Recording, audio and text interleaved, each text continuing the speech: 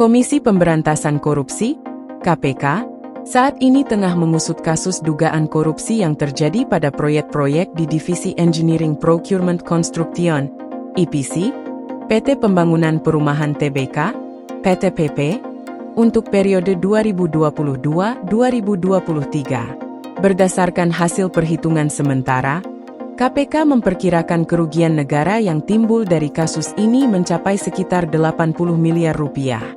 Dugaan korupsi ini terjadi di lingkungan perusahaan BUMN yang bergerak di sektor konstruksi tersebut, dan kini tengah menjadi perhatian serius dari KPK sebagai bagian dari upaya pemberantasan tindak pidana korupsi di Indonesia.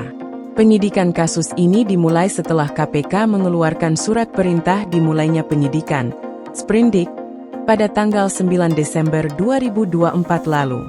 KPK kemudian melanjutkan kasus ini ke tahap penyidikan, dan telah menetapkan 2 orang sebagai tersangka.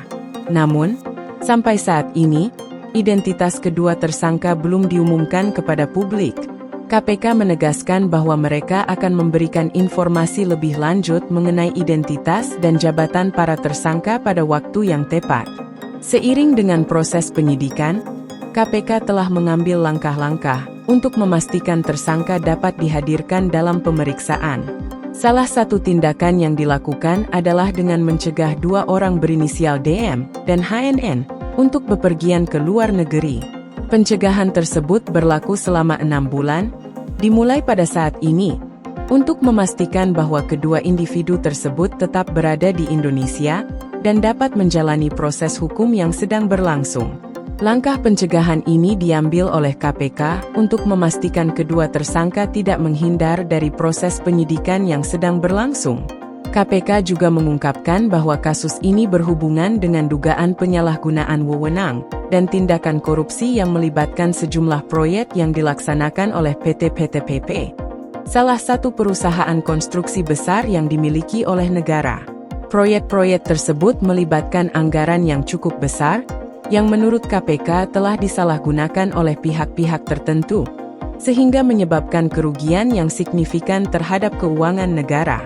Tessa Mahardika Sugiarto, juru bicara KPK, dalam keterangannya menyatakan bahwa proses penyidikan untuk kasus ini sedang berjalan dengan baik dan berharap agar pihak-pihak yang terlibat dapat diproses secara hukum sesuai dengan ketentuan yang berlaku.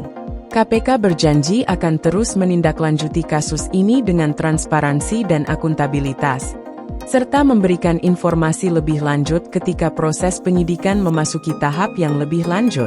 Kasus ini menambah daftar panjang kasus korupsi yang melibatkan perusahaan-perusahaan milik negara, yang selama ini menjadi sorotan dalam upaya memperbaiki sistem pengelolaan keuangan negara.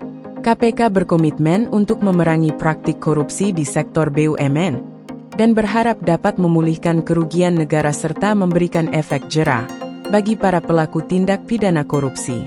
Penyidikan ini juga menjadi bagian dari upaya untuk meningkatkan integritas dan akuntabilitas di sektor publik, khususnya dalam pengelolaan anggaran negara yang seharusnya digunakan untuk kepentingan rakyat.